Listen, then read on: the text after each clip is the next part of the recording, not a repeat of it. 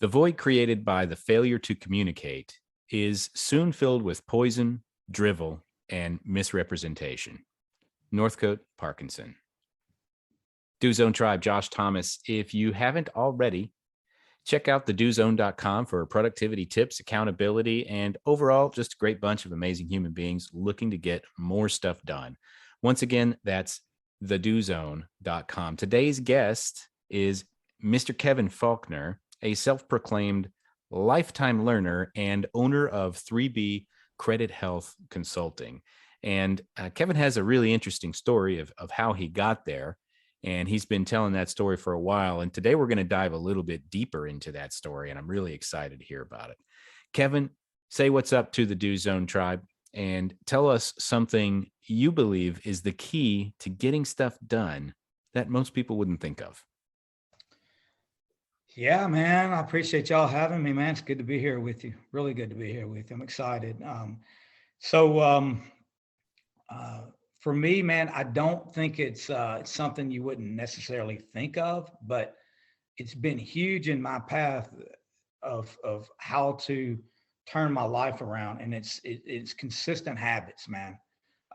Forming consistent habits with little habits, and then building off of that. So it doesn't, I think most of us take on too much too fast, and then we crash out and we can't figure out what happened, and we just take on this identity that we don't fulfill our promises to ourselves because we don't start small enough. Hmm. So just tackle that little task, increase that confidence, keep building so that it kind of grows on top of each other. Absolutely, man. Get that momentum going. Momentum is everything. I heard Grant Cardone talk about that one time, and I didn't know at the time because my mindset wasn't in the right place to understand it. But he talked about that momentum.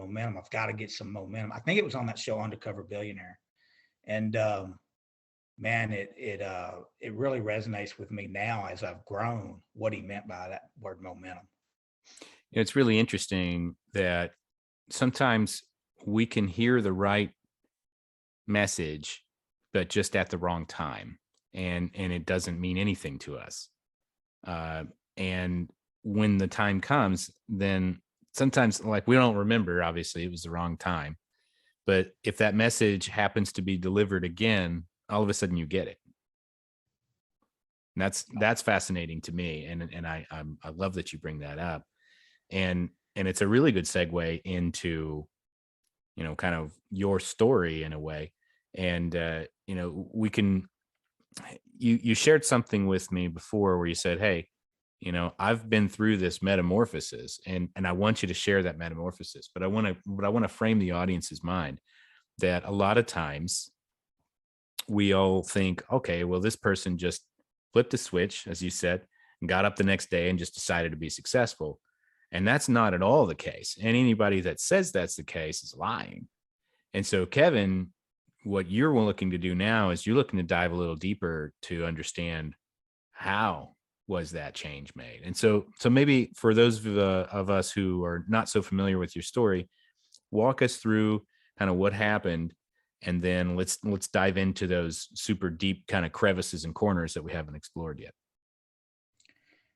Yeah, so I've been through depression and a lot of things in my life that caused me to not have a lot of confidence and not be able to get that elusive momentum that we talk about, and created an identity inside of me, a temperature that I was a certain way, and uh, a mindset and attitude, like I said, an identity again. But and so in 2020, it was a really rough year. I had a couple of setbacks, and I just got really into a place of depression. And my wife and I, who we had met in July of 2018, she um, just had had enough, and she didn't see me moving forward. And we talk about this often. It wasn't that it wasn't that I was struggling. That wasn't what caused us to have our problems. What caused us to have our problems is she didn't see me trying for enough time. Hmm. So she was discouraged, and at some point, and we talk about this a lot in our group, Apex, that we're in. You have to, get rid of things that are holding you back, and that's what I was in her life at the time. So we decided to separate, man, and I went to stay with a friend of mine in a town about an hour from here, off of Interstate 35. I'm in Waco, Texas, and so I'm staying in his back room, and that's where things started changing for me. So you're in the back room, you're staying with a friend, you're separated from your wife. Talk to me about those changes, because I know it wasn't something where you just got up and you're like, "Hey, everything's great now." There were these tiny little, just as you opened up this interview, those tiny little habits. What was the decision point in your head that things have to change? And then what was that first decision that you made? Well, I had no idea how things were going to change. I just had this, and it happened in one night where I'm at my friend's house, and this guy's known me my whole life, dude. We've known each other since we were in second grade, and I'm at his house, and there's no, you're not going to lie to him. He's seen me, through everything, good and bad, in my life. So that's when it hit me, though, and I realized that no matter what happens, this situation with my wife is out of my control. So whether we are able to work this out, which I didn't think we would be at the time, or not, or I'm going to have to go through this thing called life the rest of the way on my own, I've got to change and make some huge changes in my life. But the question then becomes, where do I begin? How do I do that? And I didn't have a clue. Well, what I've learned is that I found this book, and it's not necessarily about the book, but it's about the things I learned in the book that the audience can learn from and get something out of. But I started watching a lot of YouTube videos because I didn't understand, because I was so close to the situation. I didn't understand what, why my wife, what was going on there. So I started watching these YouTube videos on understanding women better and understanding relationships between women and men better. I was just trying to find some answers. Hmm. And then I read this book. The book I spoke of is called the 3% Man, the 3% Man. And it's a book by a guy named Corey Wayne. And I don't necessarily recommend that book for everybody. But for me, the things I took out of it were, number one, he says very clearly in there, you read this book 12 to 13 times. Don't read this book one time. And I've made that a habit of mine now. When I take a book and I read it over and over and over again. We can dive in. I'd love to dive into that a little bit better, of what you're going to get out of doing that and what I've gotten out of that. But that gave me an understanding of truly understanding the whys of what happened. And then I was able to go back and look at what the signs were that my wife was giving me, that what did I miss? What could I have done different?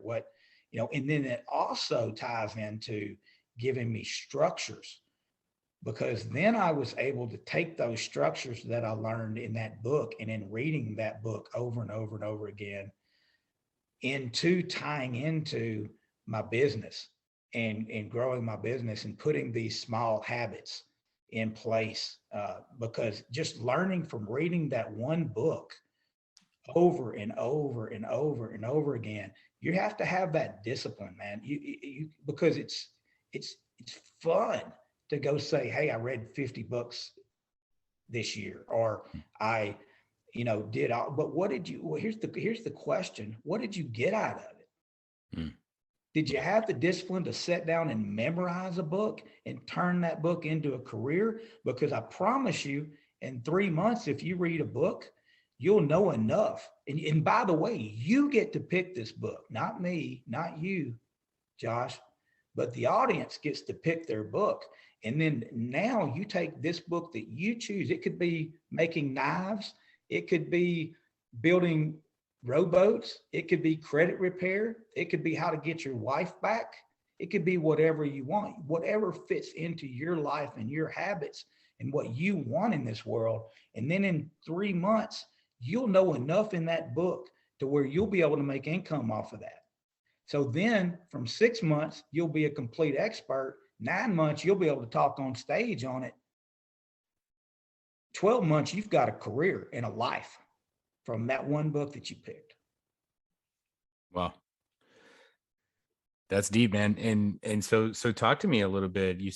You're reading this one book, The 3% Man. Yes. Yeah, it's called The 3% Man. So I the got it. 3%, the 3% Man, and so it's interesting because you're right. We're all trying to say, hey, I read 50 books this week or whatever, you know. But how much of that are you really retaining? How much of that are you really applying in your life? If you pick one book that you are just going to devour and consume and become, like, assume the identity of the message of this book, what is that book? And for you, at that time anyway, it was The 3% Man. And so your question to the audience is, what is that book for you?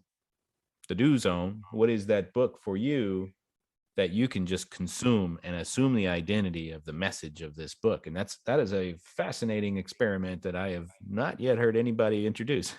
Yeah, and you know why, Josh? It's because people are selling books, man. And so they say go grab one, go grab, if you grab one thing out of that book and it's a $1 million idea or whatever. How many $1 million ideas have you grabbed out of a book, man, that you can recite to me?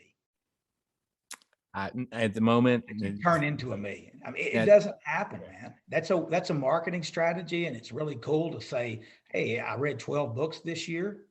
But the question you need to ask, and that's fine if that's what you want to do. Nobody's criticizing that, man. Reading books is a lost art form. So it's great just to read them. But the question becomes, what are you getting out of that book and how are you translating that? And how much time did you spend preparing and deciding this is the book I want to dive into? so you're reading this book and you're starting to look at your relationship and your life from a different perspective. So that was one decision that you decided to make. Talk to me about, as you built a foundation there, talk to me about the next decision, because you're in a hole, you built a platform, now you're up on this platform. What's the next decision to get you to the next platform? Well, what I got out of that book was, and it's kind of a dating book, okay, and a book on understanding women. So that's why I say to the audience, it's not for everybody. For me, being separated from my wife and not having a clue why, that was the book I needed to read at the time. But what I got, the main takeaway from that book is, instead of trying to impress a woman, go find a purpose that suits your life and make this purpose work for you. And then the right woman's going to come to you and you're going to formulate a partnership with that woman. And there you go. Now you're doing it for the right reasons and you're on the right path. And Mm. so what I did, and main takeaway I got from that book, was to go find a purpose. And that's where I found credit repair. The main idea you got from that book was to go find a purpose. So that's the next platform. That's right. And how do you, now that you're on this platform, you found this purpose? Did you know anything about credit repair before you found it? Nah, very little. I had worked on my own credit at one point in time, but I didn't, man. The reason I found that was because I was drowning and needed a life raft, and a guy that I had seen from Pennsylvania had done pretty good in credit repair, and he had the most organic Facebook post you'll ever see, saying anybody that wants to get into the credit repair business, I'll coach you for, I don't know, man. I think he wanted $500 or something for it. And I literally got on the phone with him for a couple of times with a yellow pad and wrote down what he told me. And then I put it into action. But it was like I said, I needed a life raft. I was drowning. So I reached out for it and um, I ran. You said something pretty profound there. You wrote down on a yellow pad what he told me, and then I put it into action. Yeah. It was We that simple. overcomplicate everything, bro. Yeah, everything, man. We overcomplicate shit. And was there anything, like mind altering on this yellow pad, or was it just like fundamental blocking and tackling? It was fundamental blocking and tackling, man. I mean, I started my business with an iPhone and a $50 printer. Mm. My friend, my buddy, man, his son was in high school, and I remember calling him. I knew so little about technology. I remember calling him and saying, "Hey, man, will I be able to print with this printer?" And I told him the model of the printer. It was at Target. I'll never forget this. And he's like, "Kevin, look, I'll help you, man. Yeah, that'll fit your phone." I kept asking him questions. He's like, "Kevin, I'll help you, but I'm in math class right now." Leave me alone, old man. Stop harassing me with your printer problems. That's funny. Well, here's what I love about this, and this is why you're such an inspiration to me, because I know a little bit about your story, and just that one line. I wrote down what he told me, and then I put it into action. And that's all you got to do most of the time. It's all you got to do. And so once you put that in action, so we've been walking through these platforms. You're at the bottom. You figured out you needed a purpose. You found that purpose. Now you're putting that purpose into action. What's that next step you took? What's that next decision you made, and why? Yeah. So, I got some clients, and I remember, man, I remember very well my first client, and and I started it by posting on social media, on Facebook, man. Actually, organically, organic posting, man, has built my entire business off of Facebook alone, and that's my personal page, not a Facebook page even, or which I have now, but I didn't have a website at the time. I didn't have any of that stuff, man. It was just 100%. And I did what he told me. He told me that when you post on Facebook, you make people laugh. And these are his words, you make people laugh, you make people pull for you, and you educate people. And that's basically Ryan Stewman's E3 method, is what that is. And this guy's not in Apex, but he just knows what he's talking about. But he told me those three things, and he said, you need to post every day. And I started doing that, man. And within 90 days, man, anybody in this audience that can literally change your whole social media identity by just doing what I just told you. Go post 3 times and make people laugh, tastefully make people laugh, make people pull for you, which that's where you've seen all me posting about 75 hard over and over again. That's what I'm doing there. Yep. And you've also made me, I also educate people. Yep. And I educate people in all walks of life, because I don't want to bore people with credit repair all the time. I want to give you some credit repair advice, but we were talking off camera about this. People don't, sit down and go, "Oh, I've got some free time, I want to learn credit repair." They just don't. It's not the most exciting Yeah. field. They'd rather look at pictures of your beastly figure, man. Like for those of you, Do Zone Tribe, go and find this guy, Kevin Faulkner. Goes through a thing called 75 hard, and I'll let you tell that story here in a second. But and he puts this before and after picture up recently, and he's just like this unrecognizable. Like, you remember Brad Pitt when he did Troy? He looks basically like that, without the helmet. Oh, shit. Maybe a little less hair, but not, other than that, man. And so that's fascinating stuff. And so Kevin's in an industry that we wouldn't necessarily find interesting or intriguing, credit repair, yay, woo, right? But he's finding other ways to engage with people so that when they are ready for credit repair, they're able to continue engaging with him, because he's not just talking about that all the time. And so it sounds like, Kevin, you're working your way out of this hole. You keep building these platforms. You get into credit repair. That starts working. You start building a presence online. What's happening at this point to your marriage? My wife is seeing a different side of me. And so I'm working on going back to that 3% man, that purpose. So I've already reconciled in my mind mentally that I'm getting divorced. So that wasn't even a question for me. So there's no, and by the way, the book tells you, don't bother her, leave her alone, let her live her life. And so I was building my own life, building my own purpose. So I wasn't bothering her. I mean, if she reached out to me, I was polite, and we had some exchange here and there or whatever, but I was doing my own thing. And for me, that was 100% working on my business. Hmm.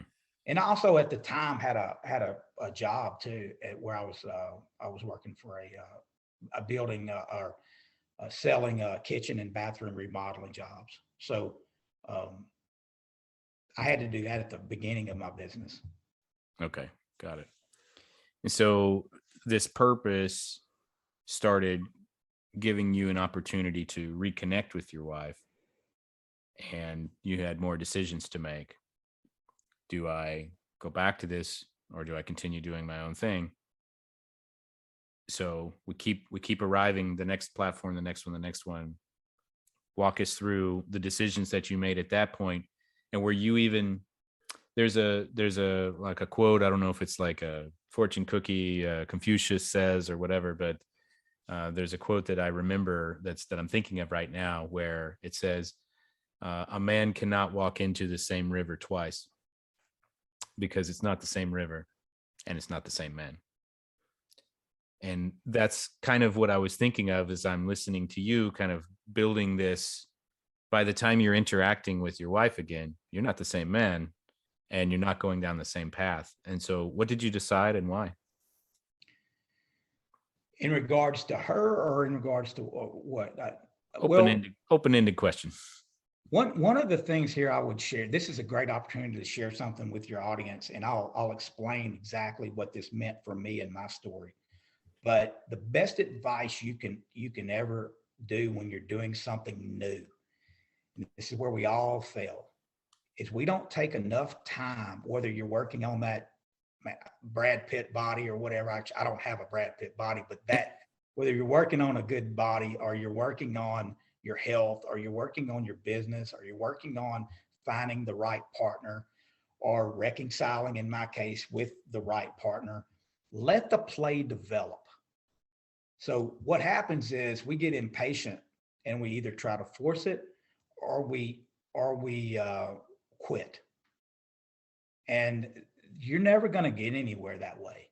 And what I did, because I had time and I was trying to recover, is from everything that had gone on in my life and everything that had happened, and that had thrown me a curveball. Um, so I just took the time, man. And I was like, okay, well, look, I'm going to build one client. Then I ended up with 10. I remember hitting 10. And I remember when I got 25, and I remember, when I, from every step from then on. So it, it, it, I let the play develop. I let Kelly, and it wasn't even conscious. I was just doing my own thing, but I let my wife, Kelly, she was watching, and I didn't even realize she was watching, but she was watching me progress and me get better. And then she started seeing those qualities in that man she had married. Like you said, I'm not the same man. I love that, by the way. I love that. That's great.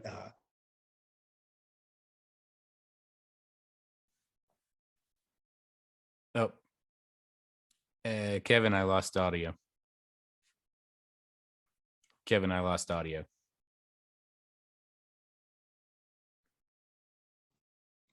Can't hear you, man. Okay. Yeah. Okay. All right. Better. So yep, you're back. So you were talking about the quote, and then I heard nothing. Okay. So yeah. So I love that quote, but let the play develop. And so Kelly was watching me the entire time. I didn't realize she was watching me, but she was watching me progress and grow. And I was just paying attention to progressing and growing and building what I was building.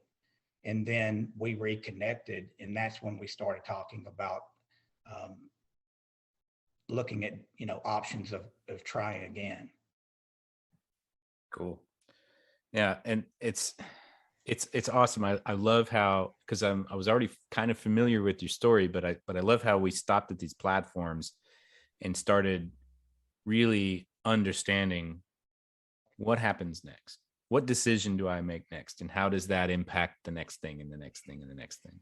Sometimes I think the answer to that, Josh, is not to make another decision, but to get focused on that plan and stay focused on that plan. I think sometimes is the answer, Hmm.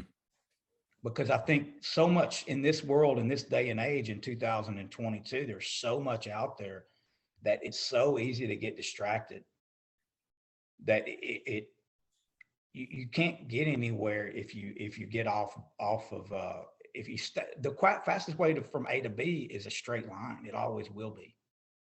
So in a way, what you're saying is the best decision you make is the one that you already made. You made that decision for a reason. And so when I decided I wanted to make my business work, I wasn't preoccupied with my wife or whether or not my marriage was going to work. I wasn't even thinking about that. I Hmm. was worried about getting that next client and serving that client. Yeah, And by doing that, I grew a business and ended up getting my wife back. that's a nice bonus. Yeah, absolutely. 100%. She's a winner. So well, let's kind of dig into to how you work here. You ready for the Do Zone diagnostic? Yeah, absolutely, man. Awesome. So this is a series of 5 questions I ask every guest so that we can see how your brain ticks and just drink up all the brain juices that we can. So just rapid fire here. First thing that comes to mind: what's one thing you do that keeps you focused on your goals?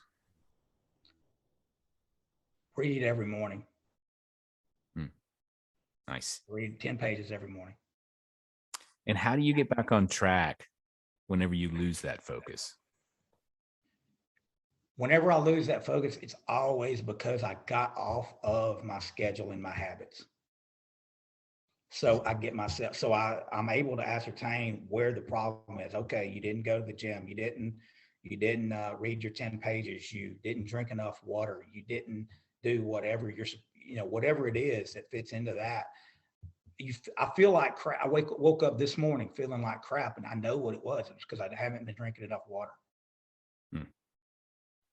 And who is your support group, Kevin, and how do they keep you accountable?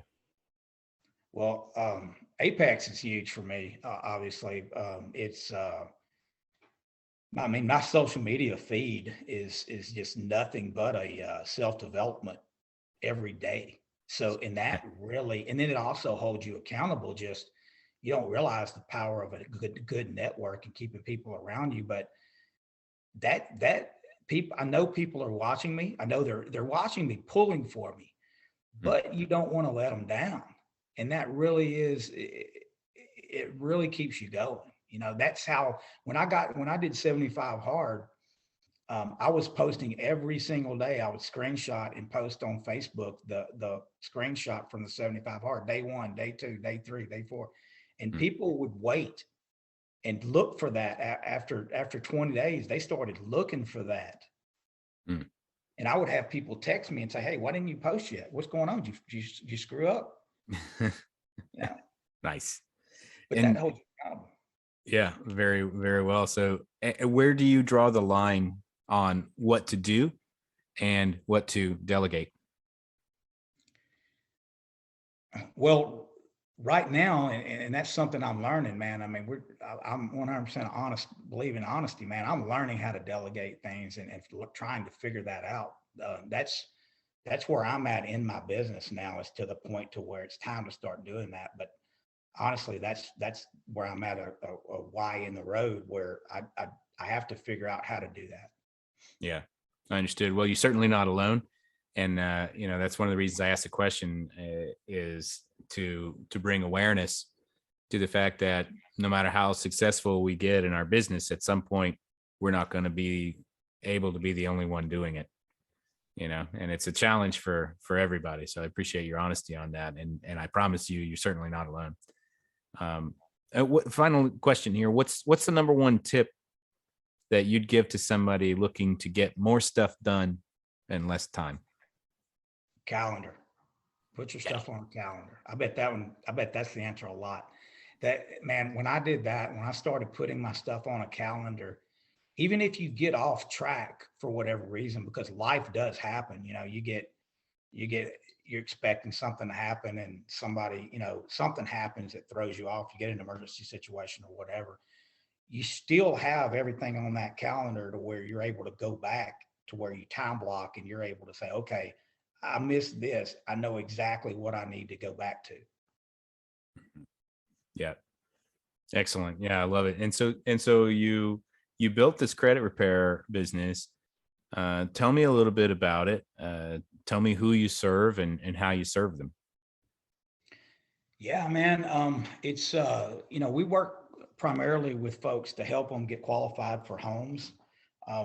And That's my favorite type of client because that's a client that's my favorite, avatar, if you will, that someone that's looking to purchase a home and just has a few things that need help and just needs a little bit of education. Education is real big in what I do. I looked into what other credit repair companies did and do, and I found the holes. I asked, what is the client needing that they're not getting with these other companies, and what can I do to serve that? And for me, the answer was to apply education and to apply ways for them to work on the positive aspects of their credit as well as the negative aspects of their credit. So we work on all of it. We don't just work. We're not just centered on removing negative items from your credit. We help you with every aspect of it. And my goal is when I get a client approved for their dream home, um, for them to know how that happened so that they don't ever have to pay a credit repair company again.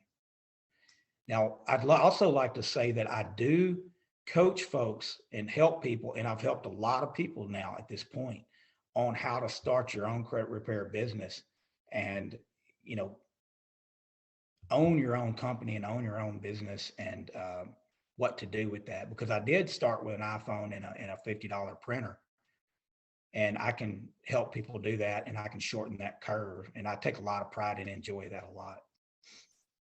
So give us one tip, for those of us maybe that don't have the greatest credit out there. Give us one tip, something that we can do that's just real easy that we may not even need to hire somebody for, but just one thing that'll make a dent. Yeah, how about I'll give you two real quick. Utilization is 34% of your credit score. So keep your and don't overthink this, for your audience not to overthink this. Keep your utilization on your credit cards, revolving credit cards, at 20% at all times. So credit cards work in your favor, but if you use the money that they give you, so if they've got a $10,000 limit on the credit card and you keep it at 10,000, even if you pay your credit card bill every month, it still hurts your credit because your utilization is so high. Mm. So 20% will make your credit cards go down. If you pay your credit cards down to 20% and leave them that way for 3 to 6 months, your credit's going to instantly go up. The other thing that you can do is send a letter to the bureaus and ask them why that negative item is on your credit. And they have to, by law, federal Credit Repair Act 1970, they have to give you the answer of why that information is on your credit. And a lot of times when they've sold debts, they don't have that answer. Mm. Got it. And so if they don't have the answer, That's comes right. off. That's right. Yeah. Awesome. Yeah, those are great tips. So credit card utilization matters. So keep that around 20%. And if you do have negative items, contact the bureaus and ask them why it's on there. And if it's not on there, they have to take it off. That's right. Solid advice, man. I appreciate it. And so, and then one other question here. You said that you help people start a credit repair business. So tell me a little bit about that. Yeah, man. I actually have that. We're going to be going full throttle with that as the year progresses. But I literally coach people one on one right now on a Zoom call. It's called an 8-week boot camp to help you go into your own business. And there's very little overhead involved in it. So you can start. I mean, like I said, I didn't have any money and I had a $50 printer and iPhone. And so for folks, that hate their job, hate their boss, hate getting up early in the morning, and want to work from home and want to have a business. The truth is, Josh, I don't know how to make $1 million, man. I've never made $1 million, but I know how to build a 50 to $100,000 a year business from your kitchen table, dude. I know how to do that because that I have done. So I can show people with little to no overhead. I can show people how to do that. And that's what I'm doing. And I love it, man. It's the greatest feeling in the world to help folks do that. That's awesome. But and it's a great service, and there's definitely a need out there for people that are looking for something different. It's hard. It's hard out there right now to get back into the workforce, and people are looking for alternatives. So appreciate that, Kevin Faulkner. What's the best way that someone can engage with you, either for credit repair or to potentially start this business that you're talking about? Yeah, man. You can, what you alluded to earlier, you can find me on Facebook at Kevin Faulkner. Just search Kevin Faulkner in Waco, Texas, and I'll come up. You can go to 3bcredithealth.com. That's my website. And you can jump on my calendar right there. And also, I'll give you my email, which is Kevin Faulkner at mail, not Gmail, just Kevin Faulkner at mail.com. Excellent. You got it. Kevin, thank you so much for being on here. Really appreciate you diving deep on this story and really understanding why we make the decisions that we do to control our life and ultimately be the masters of our own outcome. So for those of you who are interested in engaging with Kevin, you can go to 3bcredithealth.com. And if you are a busy entrepreneur looking to get to the next level, you can also head over to thedozone.com for more productivity tips, tools, and strategies. You can also join our Facebook group of the same name. Until next time, remember, we all have the same 24 hours in a day. What are you going to do with yours?